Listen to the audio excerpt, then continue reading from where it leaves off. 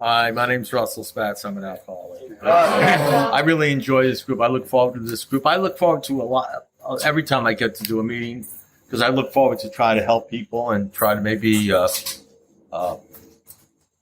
send out a message that I think is an important message that I think the God of my understanding, the Lord, wants me to send out. So that's what I do.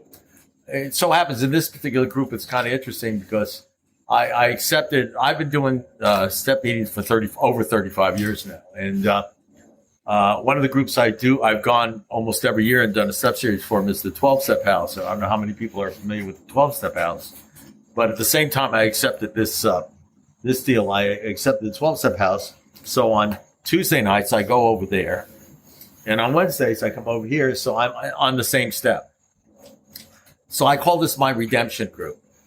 This is where I get to redeem myself before the Lord because I don't really, I go into the 12-step house like I did last night, and there's a few hundred people, and the room is undulating, and the druggy buggy crowd is over there, and there's another crowd there, and there's another crowd there, and everybody's under the age of 50, the children, and everything like that, and it just gets me crazy, a little crazy in a good way, but and I'm usually I try to share on the step I'm on. I'm on the same step, 10th step now, and or whatever the heck I'm going to do, and we'll see how that turns out. And I get a little wild, I go a little bit off. I think I limited myself to about 25 F-bombs and all sorts of cursing and nutty stuff. I like I read the Bible a lot, and that's a whole other story. But there's this line in 1 Corinthians where the Apostle Paul wrote 13 books out of the New Testament. Says, this is what he said. He said this line.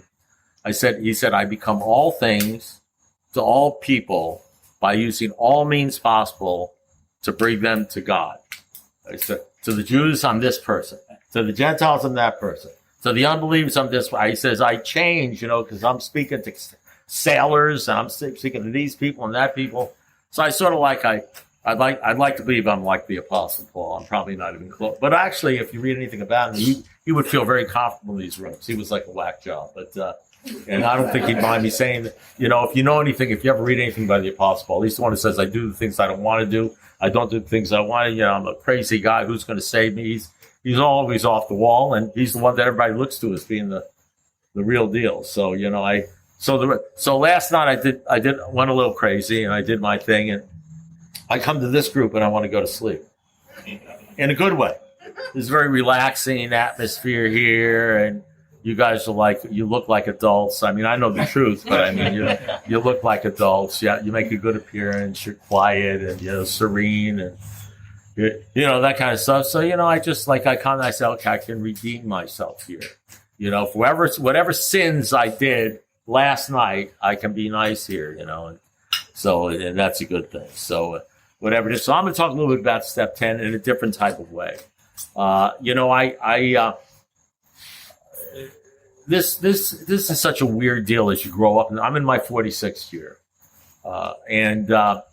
You change. I mean, you guys, I shouldn't have to tell you that. You probably realize you change, but over a period of quite a few years, as you look down, when I said look down the years, it becomes more and more evident that you're not the guy you were when you had 3 days. You know what I mean? In many ways, it becomes more and more evident that you're not the person you were at 5 years. It becomes very evident you're not the person you were at 10 years. It becomes very evident that you're not the person you were at 20 years or at 30 years or, at 40 years. You know what I mean? You just see because you change. And so you can't. So whatever I was doing when I was 10 years sober, that sounded like step 10, which was probably okay. It was step 10. It was like where I was at. Because what happens is as you go through life and you go through the vagaries of life, I've always said in order to grow up in Alcoholics Anonymous, you need a couple things. Number one, you need a live alcoholic, which I am one. He's got to be involved in the program of Alcoholics Anonymous, whatever that is. We could have different programs, and I have a certain type of program now that I didn't have in 5 years. You get involved in the program, the big book, the whole bit, and the deal. And you've got to be experiencing life. And life is an interesting thing. It really doesn't change that much. Your perception of it may change, but I'll tell you what I think it is. I said it's a lot of pain and humiliation and good parts and bad times. It's up and down and up and down. You first come in, you're up and then you're down, then you're up and then you're down, then you're up and you're down, and then you get to the second hour. So that's it's like you're all over the place. I'm like 77. You get to my age, you're like up, and a week later you're sort of like a little lower. And then you sort of like even out for a week or something. It's like it's not much movement going on. I guess because you've been through it, and you've been through, oh, yeah, that's Excedrin headache 40 for 3 or something. And you change. And your perception changes. What does it say? The way our perception. I know it's the big book becomes the big book and the 12 and 12 and other books I read, they become part of your mentality. And it's not because I think sobriety, emotional sobriety, is not taught, it's really caught by the people you hang around with and what you're seeing. I'll give you an example I gave last night. I've had incredible sponsors, and I've got a lot of things just from hanging around the sponsors and my mentors and other people. You get a lot by who you hang out with. That old saying, you lie down with dogs, you got with fleas, is right. You are who you hang out with. And I had a sponsor named Bob Sullivan, and I'm like 6 months, a year sober, and if you know anything about 6 months or a year sober, you're like in the emergency room. You can go either way. And I was driving along the street and during rush hour traffic and Miami weather, and I got a flat tire.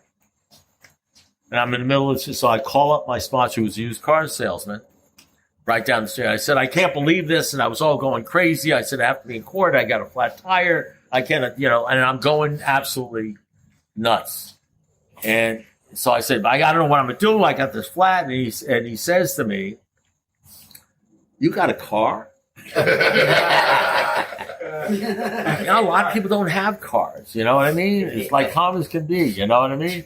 So, I got a car. He says, man, I'll tell you, a lot of people don't have cars. I said, but you have a car, you get car problems. You know what I mean? And the next day I call him up about my boss, who was a real jerk. He was always saying, I don't know whether we can afford to keep you and everything.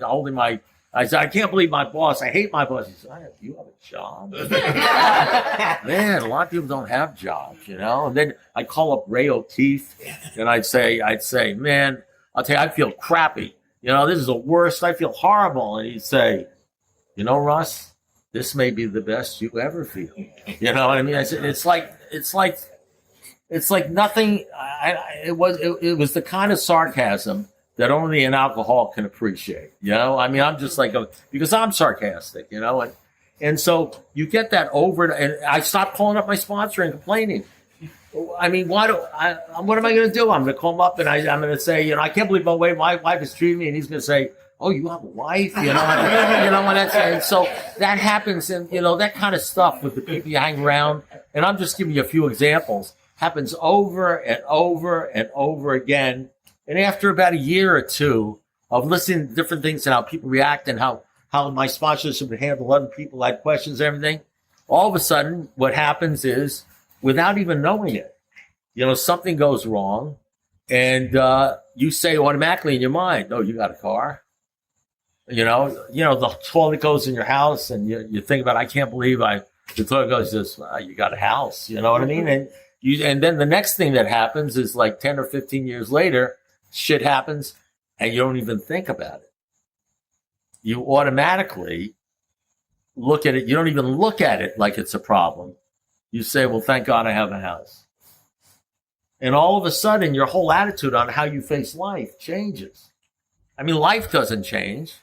Crap still happens, but you don't really see it as a big deal. And all of a sudden, all of a sudden, someone comes up to you and says, blah, blah, blah, blah, my guy. You say, oh, you got a car? You almost say it automatically, because the way you see life changes, and that's emotional. That has nothing to do with drinking. That's emotional sobriety, and that kind of thing. So I can't do this.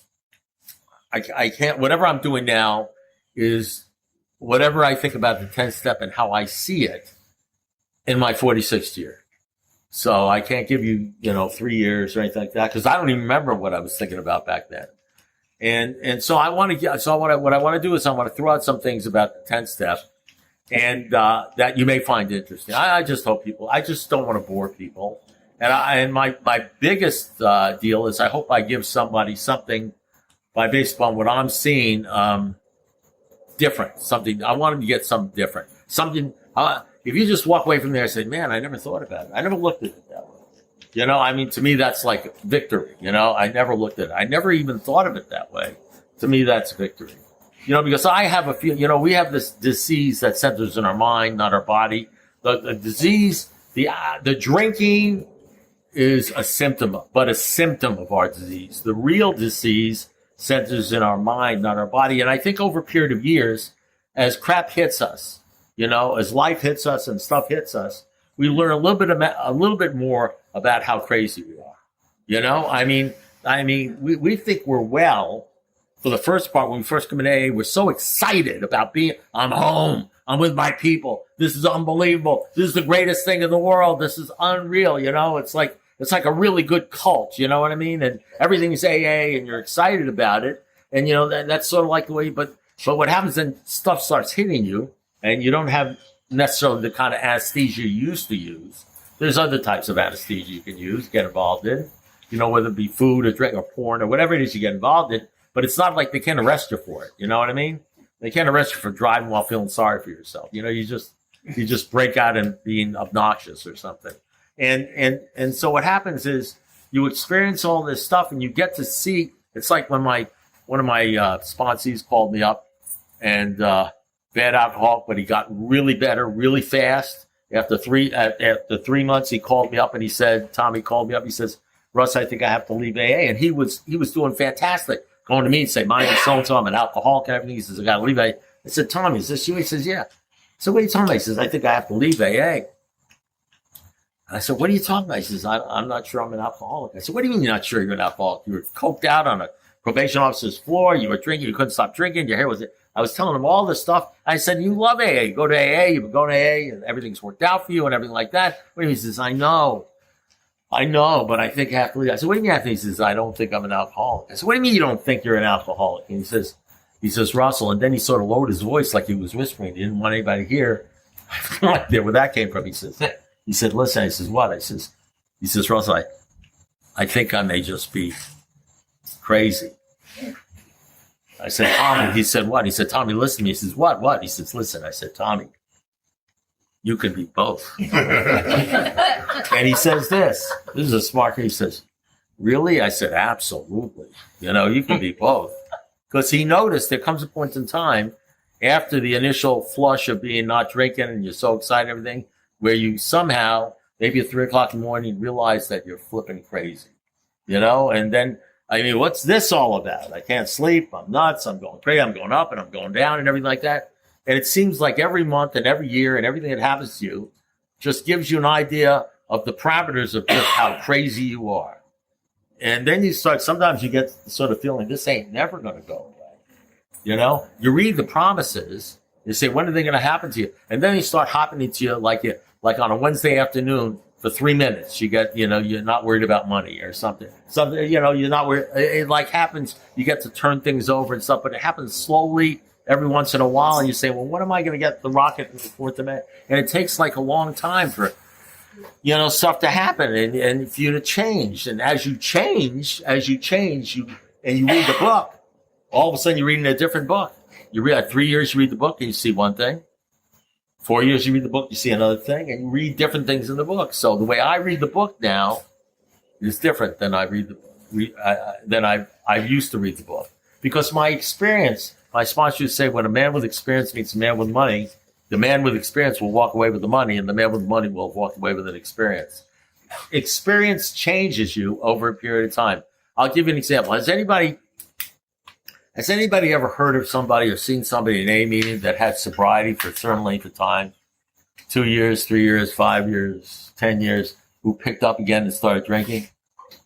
Have you ever seen that happen? I remember the first time I probably saw it several times. So the first time I really noticed it was when I was in the call room and I had about 3 or 4 years. And the gal who was doing the meeting, the call room was packed. And it was a major room in Miami. And she said, the gal says this, I am so happy to see Henry here. Henry was the first person 30 years ago when I came to this room that I met. He started the call room. He was an incredible sponsor to many people. He's the greatest guy. And I haven't seen Henry in like 10 years and, just an unbelievable guy and everything like that. And nobody knew who Henry was. But he says in the back room, Henry, there was some guy in the back of the room named Henry who was like the maven of AA, the guy who started the car room, the greatest guy in AA. He probably had like about 40 years or something like that. And so the meeting ends. And they start holding up chips. Anybody want to pick up a white chip? And Henry stood up. Henry picked up a white chip. And I sat there dumbfounded that somebody with like 40 years or 35 would pick up a white chip. I didn't know. So now listen, I got 3 years. This is what I heard in AA at 3 years. This is what I heard.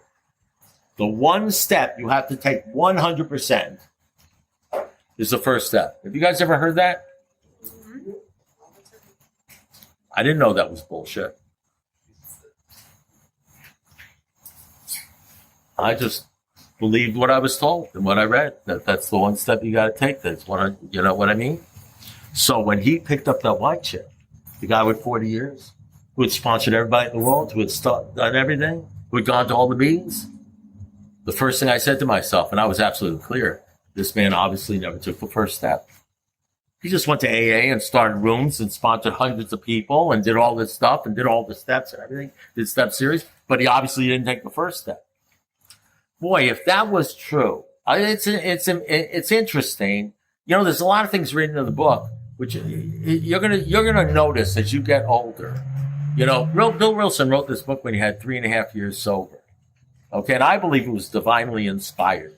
I don't believe anybody could write that book. There's some things in that book, as you get to be 10, 20, 30 years, you're going to look back and say, that isn't jiving with my reality.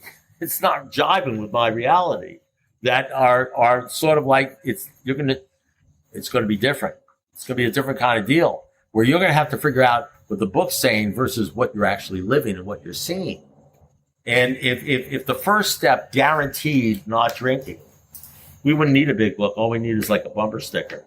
We could fit it on a card, And the truth of the matter is what you learn is there's a lot of people who take the first step and they drink. That's a scary thought, isn't it? That you think the first step's going to guarantee you not drinking? A lot of people take the first step and they drink. Alcoholics get bored. I got bored with my first wife. She was a wonderful, wonderful lady. Incredible lady. Perfect wife. Gave me a beautiful child. Never did anything bad for me. I remember saying to that gal, this is what I said. I remember saying when I first saw her, I said, and I was a young alcoholic when I first saw it, not sober. And I said to myself, I'm sober. When I'm saying this stuff, I'd love to say that all my indiscretions were because of alcohol made me do it.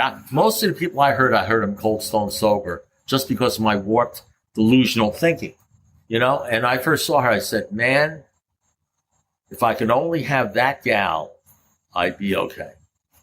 And I believed it. That gal, if I had her, I'd be okay. She was beautiful. She was pretty. She was nice. She was sweet. She was not alcoholic, came from a good family.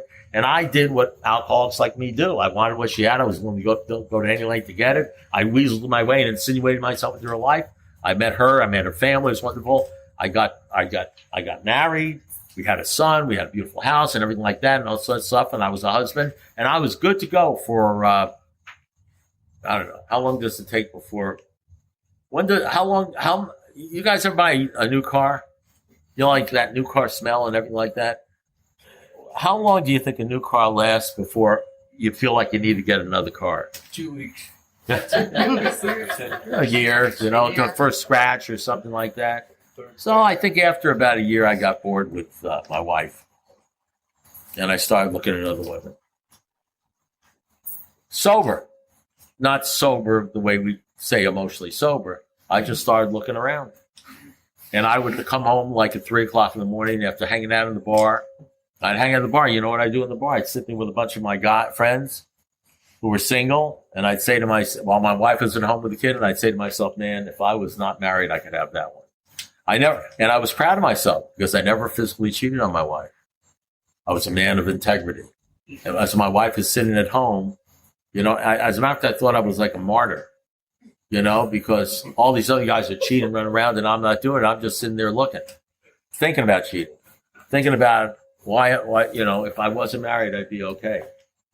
I don't know how long it takes you to get bored with men and women and jobs and stuff like that. But I get bored with everything. Everything comes with a half light. Everything becomes boring. You know something? I'm gonna tell you a little secret.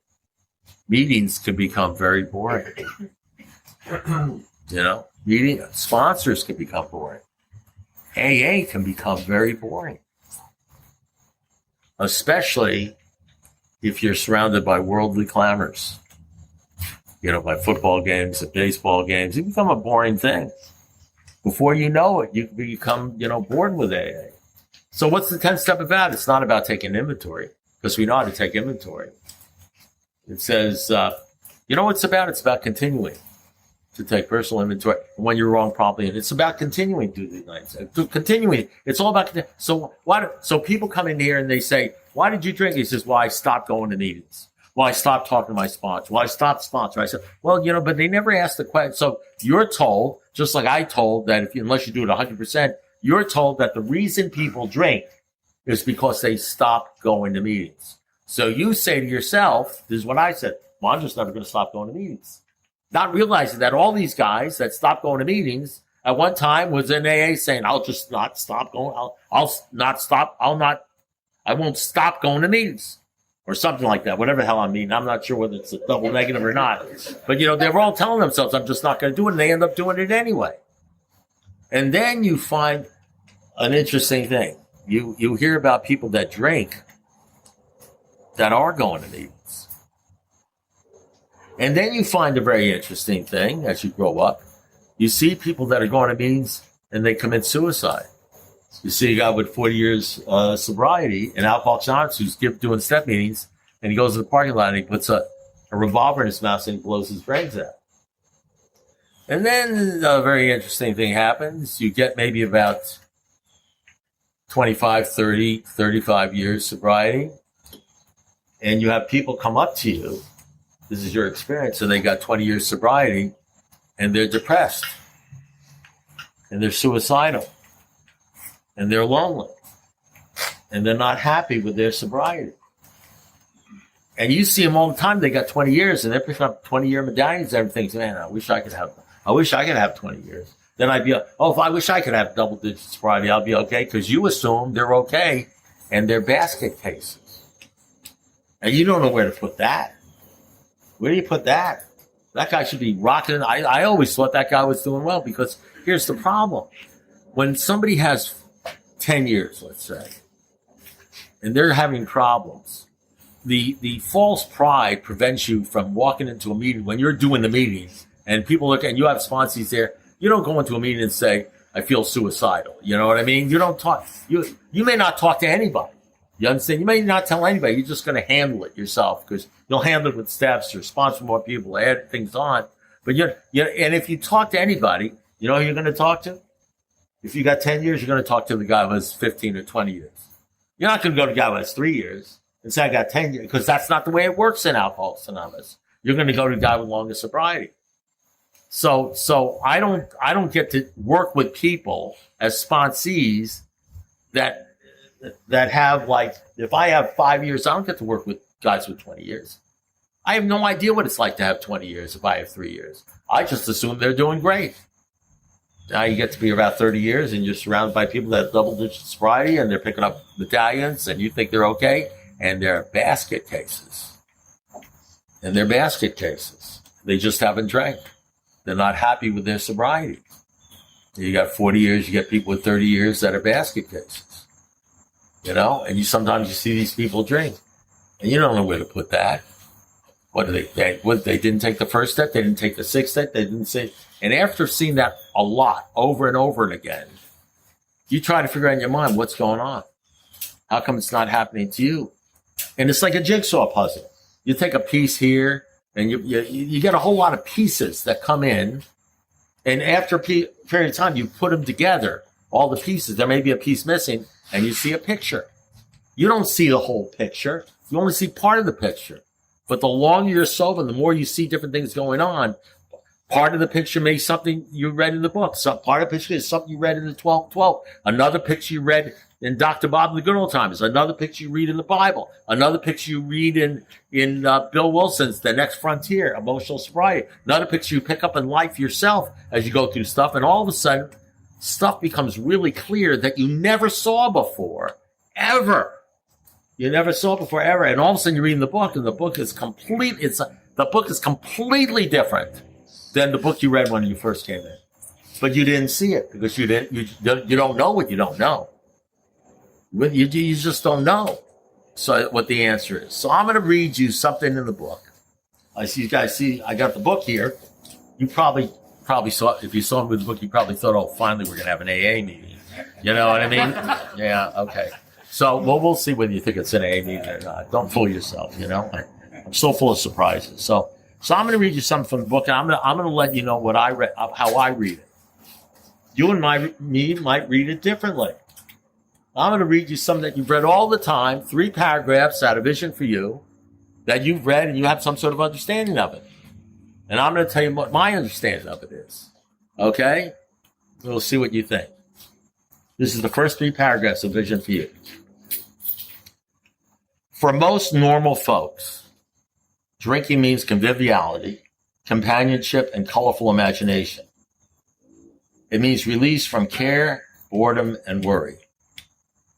It is joyous intimacy with friends and a feeling that life is good. That's my experience. Is that your experience? That's why I love the big book, right? Because I said, man, that's me. Now, it really understands me, like my drinking buddies. But not so with us in those last days of heavy drinking. The old pleasures were gone. They were but memories. Never could we recapture the great moments of the past. There was an insistent yearning to enjoy life as we once did, and a heartbreaking obsession that some new miracle of control would enable us to do it. There was always one more attempt and one more failure. That's my experience. Was that your experience? I mean, our experiences may be a little bit different. That pretty much captures it. Now, I know you're going to identify with this. I know you are. Because the book says if you're an alcoholic, you're going to identify with this. The less people tolerated us, the more we withdrew from society, from life itself. I used to love hanging around the bars. In the end, I hated being in the bars surrounded by people. I felt lonelier. I felt like I was completely separated from everybody. I love sitting in my living room, drinking and listening to records like Alky songs like Only the Lonely or I'm Mr. Blue or anything, and make believe I was in the bar singing those songs to all the ladies. And I had let me tell you something. I had an incredible imaginary life, a fantasy. I can tell you. I think alcoholics have great fantasy lives. You feel so good sitting by yourself drinking while all the girls are looking at you. Then I would think about my funeral. It's true. I think about my funeral, and I think about all the women that would come to my funeral. You think I'm fucking joking about this, You think he's making this shit up. I think I watch him crying around the casket because of the way they treated me. As well they should. I should have. Now listen, don't worry, because I was not dead. I was actually hiding behind a tree. And I'd be drinking and thinking this stuff. Let me tell you something. People who do that kind of stuff are not really well individuals. And I want to tell you something. The Fellowship of Alcoholics Anonymous, this ain't Well People's Anonymous. I can tell you that. The less people tolerated us, the more we withdrew from society and life itself. As we became subjects of King Alcohol, shivering denizens of this mad realm, the chilling vapor that is loneliness settled down. Have you guys ever experienced loneliness? It thickened, ever becoming blacker. Some of us sought out sordid places, hoping to find understanding, companionship, and approval. Momentarily we did, then would come the oblivion and the awful awakening to face the hideous 4 horsemen: terror, bewilderment, frustration, despair. Now listen to what it says. You ready for this? It says, you guys are all alcoholics, right? Because this is what it says. Unhappy drinkers who read this page will understand. You understand what I just read? That's because you're alcoholics. Okay, you got that? So I don't know what you think about that. You probably think, well, that's me, and I remember that, and that's the way it was. So let me read you the last paragraph, okay? Now and then, a serious drinker, an alcoholic, being dry at the moment, sober, in AA, says, I don't miss it at all. Did you ever say that? You ever come to AA, the first month, 2 months, I don't miss it at all. I feel better. I work better. I'm having a better time. And then he says this, as ex-alcoholics, we smile at such Sally. We know our friend is like a boy whistling in the dark to keep up his spirits. He fools himself. Inwardly, he would give anything to take a half dozen drinks to get away with him. He doesn't even know it. He will presently try the old game again, for he isn't happy about his sobriety. You know what it says in the books? At one point it says, now and then, an alcoholic says, feel better, look better, having a better time. We laugh at such stuff. That's what it says. You cannot picture life without alcohol. Someday,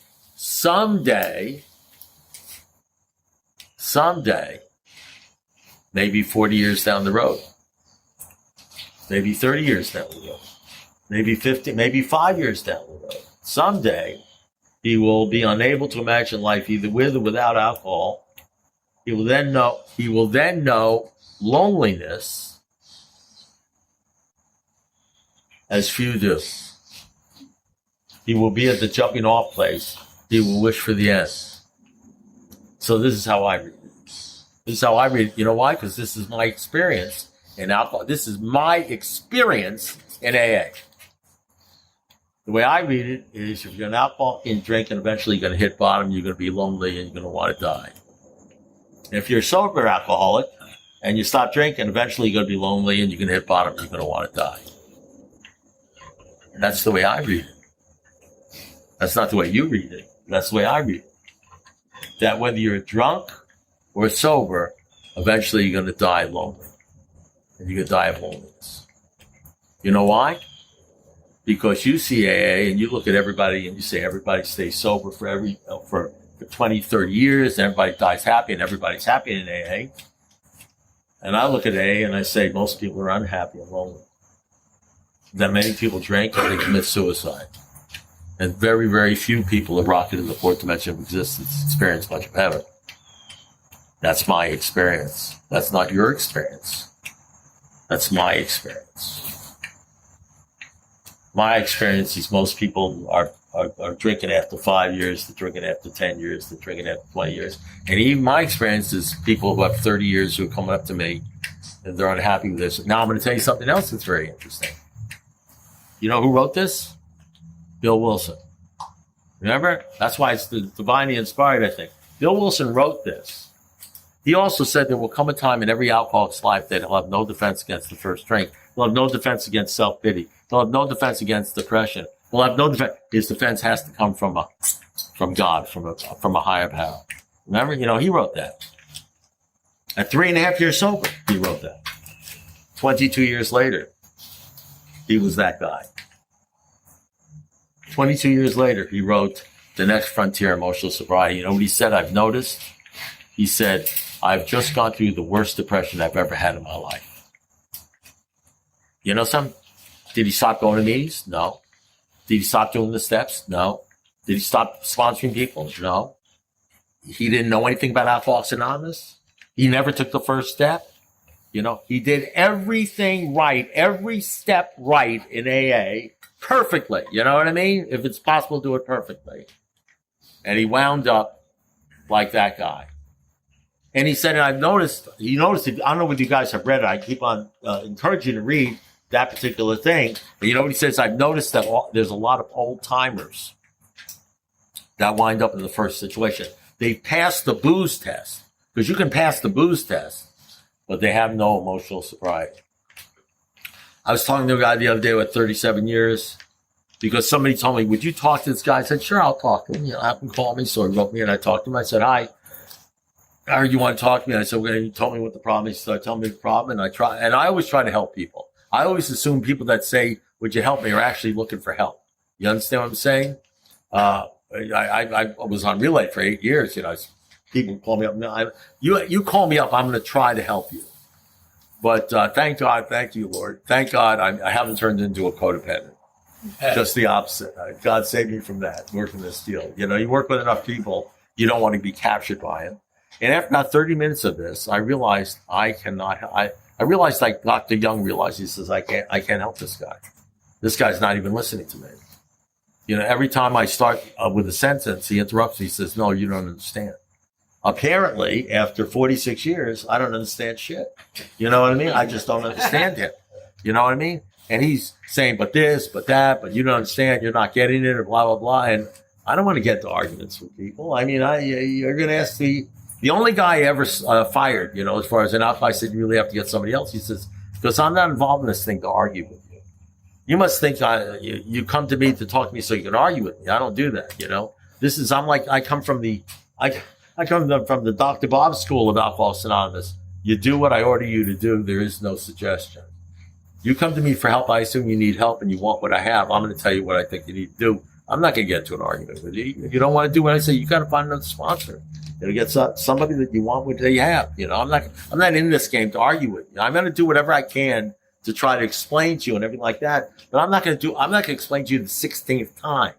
I'm not going to explain to you when you come up and he says, didn't we talk about this last week? You know what I mean? That kind of thing. And so I had to say to the guy, I ultimately hung up on the guy because I realized if I didn't hang up on the guy, two things were going to happen. I was going to say something bad. So I said, listen, I'm sorry, but I can't help you. God, I was either going to, I can't help you.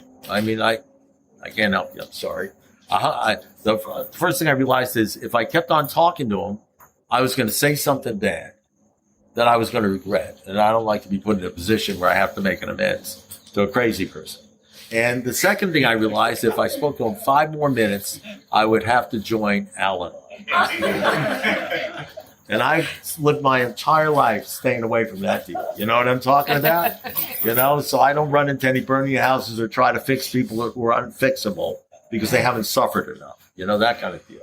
So, what happens is, you start understanding, you start looking at people and the picture comes together.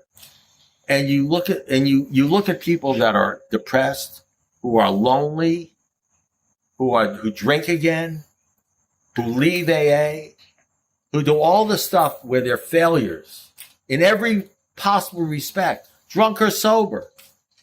And they all have one common denominator. And it becomes glaring. They have no relationship with God. They'll recite the steps. They'll recite the big book. They'll tell you about they'll say they're in the fellowship. They'll talk about all the meetings they're going to. They might even sponsor 1 or 2 people. You know what I mean? But they have absolutely no relationship with God. They're not believers. The great fact is this and nothing less. The God is the central factor of your life. And as He entered into your heart and mind in a way which is the miraculous, doing for you what you can't do for yourself. The last page, it says, burn the idea to other people's minds. They can do anything. God will do anything for them as long as they clean house and trust God. Before the steps, what's the first thing that you learn before the steps? They say, lack of power is our dilemma.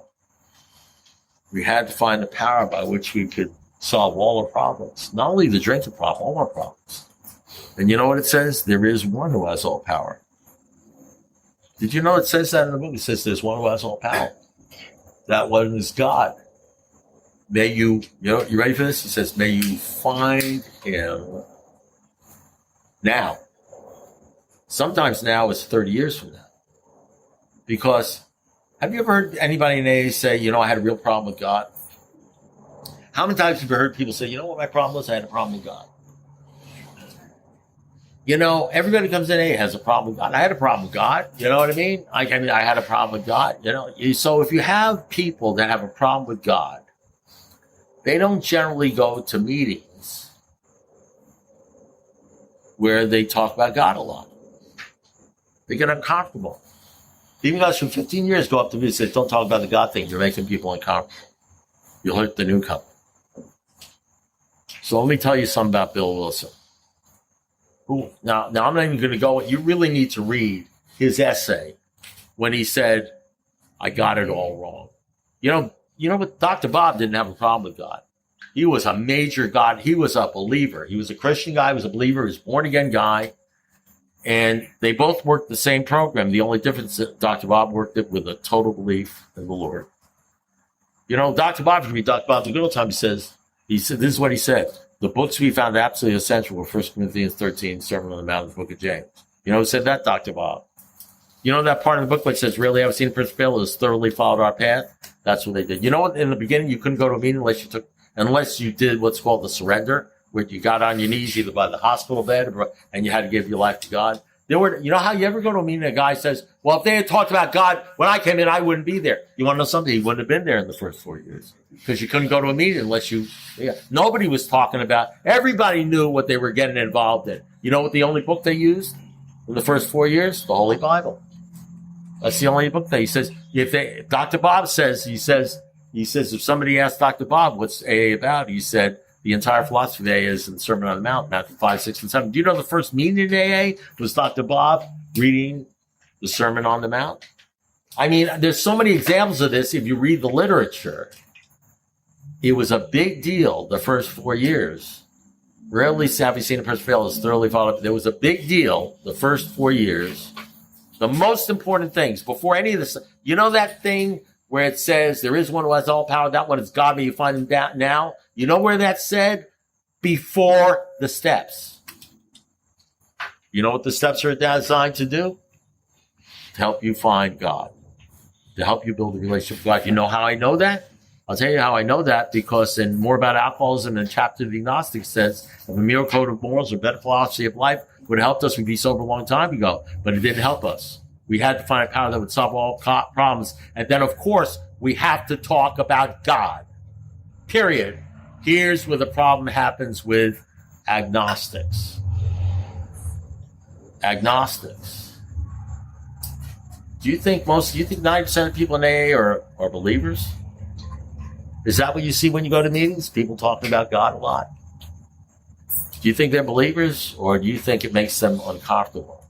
This is a great place to avoid. AA is the best place in the world to avoid talking about God, to evade talking about God, to go to some place and think that they're doing well. And you know what, let me tell you, here's the deal with Bill Wilson. The first thing he said, right after the amazing experience, this is what he said. He said, the Lord, this is Bill Wilson, day 30. The Lord has been so wonderful to me, curing me of this terrible disease, that I got to keep talking about it and telling other people. Now, it's a simple sentence. The Lord has been so wonderful to me, curing me of this terrible disease, that I got to keep talking about it and telling other people. That hasn't left me. That's what I do. Okay. It got a little crazy the first, 10 years or so. The worldly clamor sort of left me out there and everything, but I've come back to it. Now, you know what he did? You know what he did 2 months later? 2 months later, he said this. This is the same guy who's talking about the Lord and everything he wants to tell about it. Same guy says, but soon worldly clamors, mostly within myself, blocked out his presence. You know what he means by worldly clamors? Everything you're involved in your entire life, for most of your life, except the time you go to an AA meeting, and you're even involved in it then because nobody's talking about God in the AA meetings you're going to. Worldly clamors. You know what it says worldly clamors can do? It blocks out the presence of your life. And then you know what happens 3 months later? He goes up to Henrietta Seiberling and he says, I don't think we should talk so much about thank you. I don't think we should talk so much about God or religion. And you know what Henrietta says to him? This is what Henrietta says. I'm talking about writing our conference-approved literature. Henrietta says to him, he says, Bill, you got to stop worrying about pleasing alcoholics. They've been pleasing themselves all their lives. You got to stop worrying about pleasing God, because if you don't talk to people about God and what he has done for you, he says you're going to be like the Rotary Club, And she says, finally, he agreed, which is alcohol code for he didn't really agree. You understand what I'm saying? He didn't really agree. And therefore, our hero, Bill Wilson, I'm not putting him down, winds up at 22 years sober, where that guy wound up on the third paragraph. Lonely, depressed, say anything. I couldn't figure out what the problem. Why is it working for me? And he finally, I hope, figured out the problem. You got to read that thing what he puts down. He said the whole answer was in the entire answer was in the prayer of St. Francis of Assisi, was having to do with St. Francis, And the bottom line is what I see. Now, you may not see this until you're sober a long period of time, that people that are having problems, you may think everybody who's got 20 years is doing well. They're not lonely. They're doing okay just because they're picking up medallions. You may not see this unless you hang around 20, 30, 40, 50 years or something like that as to what's really going on here, But the fact of the matter is that you can do the steps to the count. Let me tell you something. There is one who has all power. Maybe find them now. Alcoholics Anonymous, the fellowship, doesn't have all power. Your sponsor doesn't have all power. I don't have all power. I don't have any power. I'm powerless. There is one who has all power. The steps don't have all power. You wait till you have cancer and you're lying in the MRI and you're all alone and you don't know whether you're going to live or die. You start praying to the fourth step. You know what I mean? You just see, that's when you're going to find out whether you have a relationship, when the shit hits the fan. That's when you're going to find out what's going on. And that's the deal.